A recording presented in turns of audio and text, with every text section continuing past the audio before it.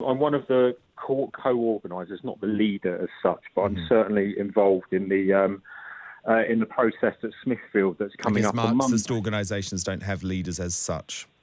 No, we're certainly not a Marxist organisation. We are a volunteer group of ordinary people, actually, from many walks of life, who are desperately worried about climate change and the climate emergency. And just to contradict you, the science is clear, actually, that the ecological system on which our lives depend is breaking down because of humans' impact on the planet. And that science is pretty uncontrovertible. And that's why we're acting. So we are going to Smithfield. We are going to set up and illustrate to the government what they need to do. And for us as a group of animal justice advocates, that's about converting to a plant-based food system, which will be much more secure and sustainable and just in the UK. At the moment, we do not grow enough of our own food. We can't feed the whole of the UK safely, and we have to import our food. So this is about sort of like looking at the bigger picture of our broken food system. It's about looking at the bigger picture of sort of like the planet in crisis because of climate change. And it is looking about how we can actually, do represent ordinary people. And part of that is about that, we're not just going to Smithfield as a bunch of angry Marxist vegans. We're going there having had dialogue with Smithfield and actually sort of recognise that they are ordinary people and they recognise we're ordinary people and that we have a right to protest. You want to destroy their business. But look, Alex, that sounds all very nice and dandy, but I just want to get to the facts here. Sure. And I don't want to dress it up in nice language. You want to ban the entire human population of the UK from consuming meat. You want us all to become vegans. Am I correct? We want to move towards a plant-based food system. That is correct, yes.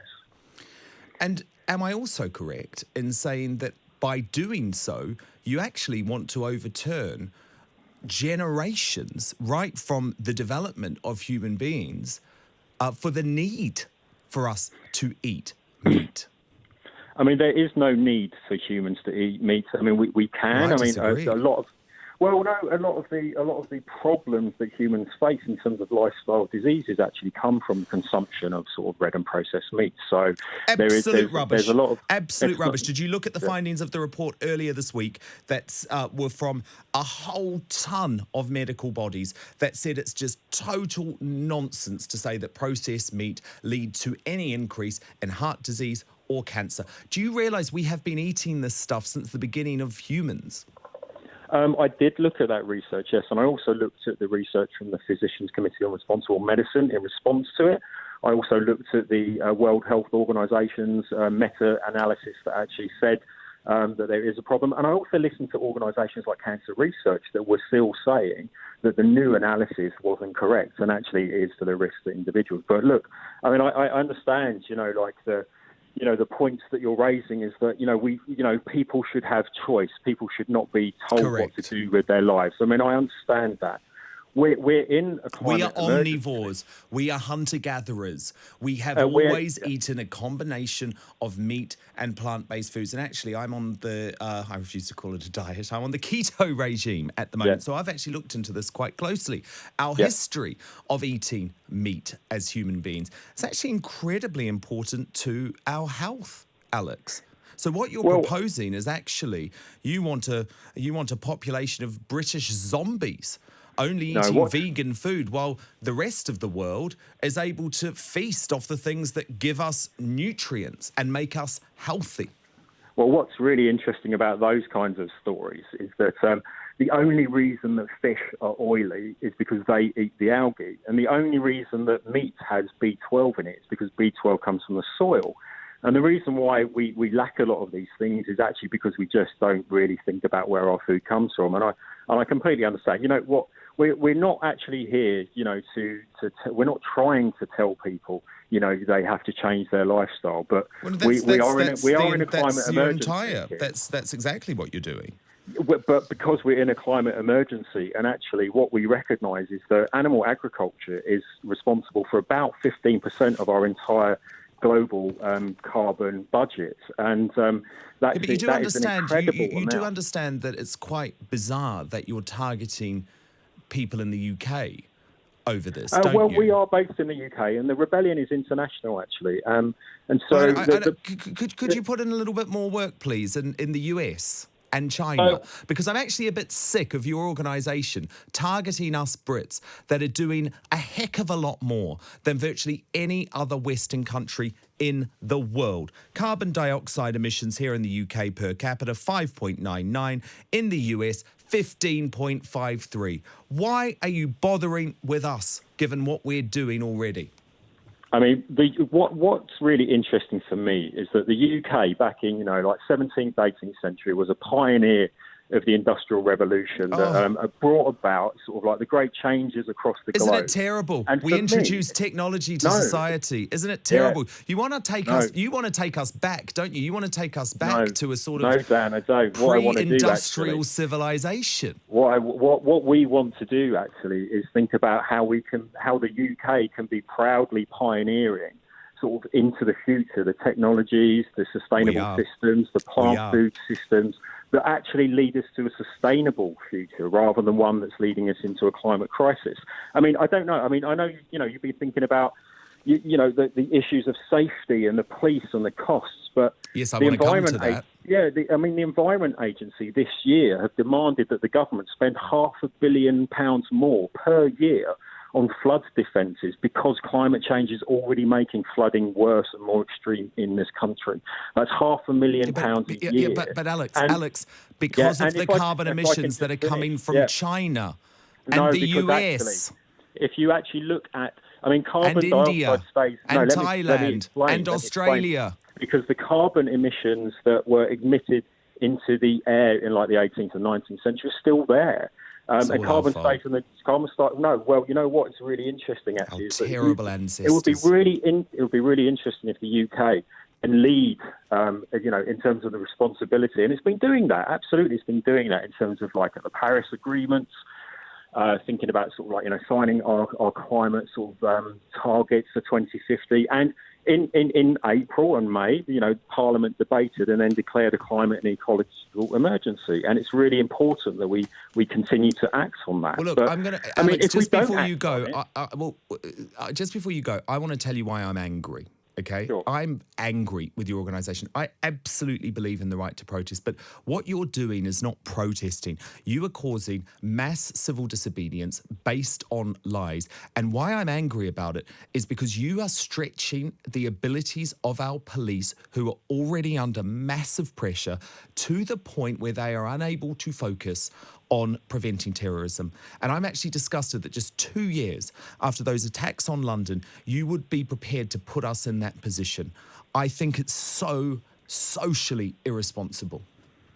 I would say, I was in the police cadets when I was youngster, and I have a great deal of respect for the police as ordinary people. Don't do this and protest then.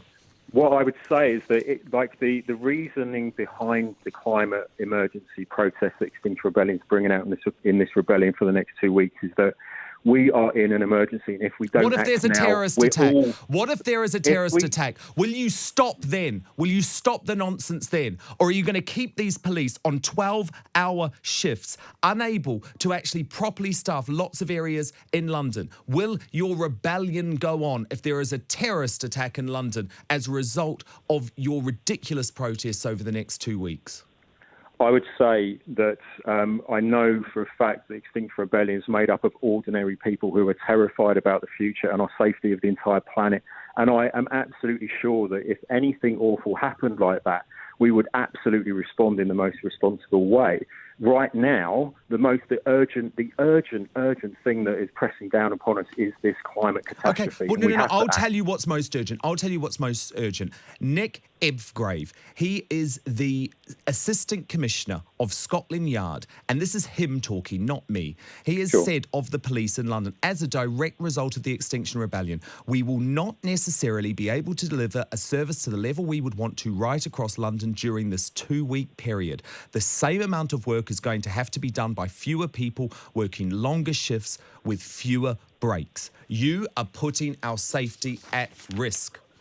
I would say that actually one of the things that the government has done in terms of cutting huge amounts of police numbers in the last 10 years has put people at risk. Agreed. Absolutely agreed. But the government's inaction on climate change is putting people at risk. People are dying already around the world because of climate Not the change. UK government. Not because of the UK government. Yes, absolutely. The Not UK because of government the UK government. inaction. The UK government's inaction on climate change is leading to global catastrophe, and it's happening. We are seeing climate Absolutely, risk. and I think you should take your protest to the US, because I'll just repeat: carbon dioxide emissions per capita, the UK 5.99, So the you think US we have no 15.53. No, I think we're doing a lot. I think we're doing a lot. Thank you for taking these people on. I used to work in the security services, and I can assure you that what they're creating is a criminal's paradise. It's not the case of if something bad happens, they're going to react. And let's face it, it's not going to happen because the police are already there. But the fact is, criminals will target towns when they know the police are stretched. They are putting people's lives at risk. It's as simple as that. They're coming up with pseudoscience. I read an article from NASA, who I tend to believe that they're quite intelligent people, who were saying it's actually the sun that affects the Earth, and there's a possibility that the Earth's going to get actually colder because of the sun's activity, and that's why the Ice Age happened. So the thing is, they're coming up with this pretend science and saying it as a statement of fact. And actually, to me, the police should be doing something. They should be arresting them, because the right to protest is legal, Dan, but obstructing highways is not legal. Absolutely, absolutely. One, And I think when it comes to the science, look, I don't for a single second have any doubt that there are massive issues with climate change and so much needs to be done. And actually, we are all changing our behaviours. I'm a big environmentalist. I absolutely back the action that the government is taking. But the point that I get so frustrated on, Sean, is that the UK isn't the issue here. It's the governments of China and India and the US which are refusing to do anything. Oh, absolutely. I absolutely cheered when you mentioned China. The fact is, they wouldn't dare go to China because they know fair well what's going to happen. We're a very tolerant authority when it comes to things like this. In China, they would they'd just have the tanks sent out, wouldn't they? Exactly, yeah. They wouldn't get away with it, and they know fair well we're a soft touch. And we are very proud of democracy. We're proud of the right to protest. But I remember that awful case of that poor man who couldn't get to see his mum dying because he couldn't get through the traffic. And one of them said, it's very sad, but we're all going to die anyway. And I think that's a really, an awful attitude. So well done, thank you. Well, absolutely. And I think one of the big issues for me is about police time. It makes, I absolutely agree that the police cuts were wrong. I think they have put us at more risk. But that's why I totally agree with you, Sean. Yes, we have a legal right to protest. People can take it up. I don't necessarily think it's something that changes the tenor of the debate a lot of time, but you've got a right to do that. But what actually happens when you've got the police coming out and saying, we are now diverting more resources because of the Extinction Rebellion than what we did during the Grenfell Tower and the London Bridge terrorist attacks in 2017. Exactly. Do they not look at themselves, Sean? And as you say, this could create a criminal's paradise. And what if those criminals are terrorists? I can assure you, Dan, I've worked with criminals, and they will look for times of protest, festivals, things like that, because they know fair well that the response time of the police will either be zero or very, very slow. So, criminals listen to the radio. Criminals are often very clever what they do. And a terrorist, please, God, it doesn't happen. He's planning on doing something, sort of random and terrible. What's the perfect time now when they know exactly where the police are going to be? And this is the sort of stupidity and, just not thinking things through. And it's scary. It really is. And, I think I'm a little bit more frightened of being stabbed or blew up than I am of the sun getting a bit hotter in a few years, to be perfectly honest. Well, and look, the point is we're doing a lot for that. So we are doing an awful lot, and, we are doing good. I believe. And that's right. And that is the right thing. We have incredibly good pollution control in this country. And again, go to China and do it, but they know fair well they wouldn't dare. I know. I just worry about the strain on police resources. I would say, though, Sean, and as you say, you're someone that's worked in security services, I'll also be very annoyed if over this next 2 weeks of rebellion, I see the police dancing with the protesters like we saw over summer in London, as if they were part of some type of festival. No, if the police are there, they should be there to do a job. They should be treating this very seriously, because they now have their assistant commissioner for London saying, actually, you know what, this is doing damage to us and our safety. So this whole idea that they're part of some type of festival doing community outreach, absolutely not. No, not at all. I have friends in the Met, and actually they're ordered to do that, and a lot of them are very uncomfortable. They are ordered to do that, and they're very uncomfortable doing it. I can assure you there's a lot very embarrassed about it and a lot very ashamed. But thank you again.